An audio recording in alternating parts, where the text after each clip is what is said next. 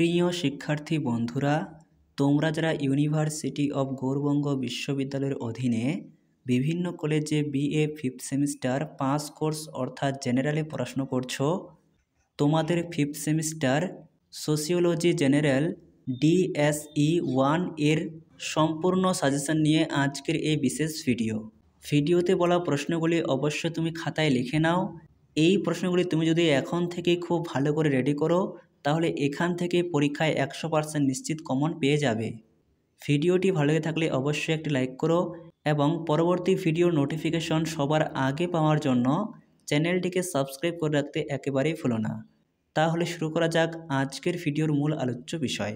Sociology general, paper code SOCG DSE 1A, paper name foundation of sociological thought and theory.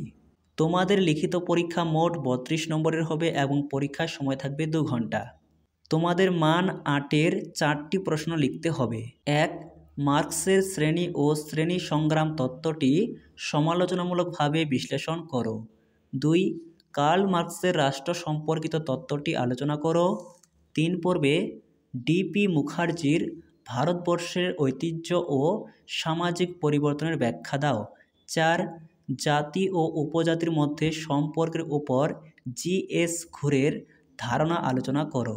5 পর্বে প্রভাবশালী জাতি সম্পর্কে শ্রীনিবাসের ধারণার ব্যাখ্যা দাও। 6. সমাজতাত্ত্বিক তমের সংজ্ঞা দাও। গবেষণায় সমাজতান্ত্রিক তত্ত্বের ভূমিকা আলোচনা করো। 7. অগাস্ট কোথ প্রদত্ত ত্রিস্তরবিধি ধারণাটির মূল্যায়ন করো। 8 পর্বে এমিল ডুকাইমের আত্মহত্যার তত্ত্বটি ব্যাখ্যা করো। 9.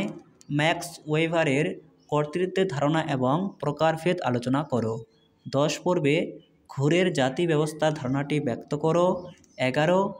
MN শ্রীনিবাসের সংস্কৃতায়ন ধারণাটি বিশ্লেষণ করো। 12. সমাজতাত্ত্বিক তত্ত্বের সংজ্ঞা দাও। সমাজতাত্ত্বিক তত্ত্বের বৈশিষ্ট্যগুলি আলোচনা করো। 13 পর্বে দ্বান্দ্বিক তত্ত্বের মূল প্রস্তাবনাগুলি কী কী লেখো।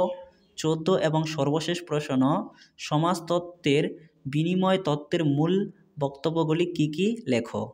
যে প্রশ্নগুলির পাশে তোমরা 3টি স্টার চিহ্ন দেখতে পাবে, সেই প্রশ্নগুলি সবার আগে রেডি করবে। সেই প্রশ্নগুলি রেডি করা হয়ে গেলে তারপর বাদবাকি প্রশ্নগুলো পড়বে। এখান থেকে তোমরা পরীক্ষায় নিশ্চিত কমন পেয়ে যাবে।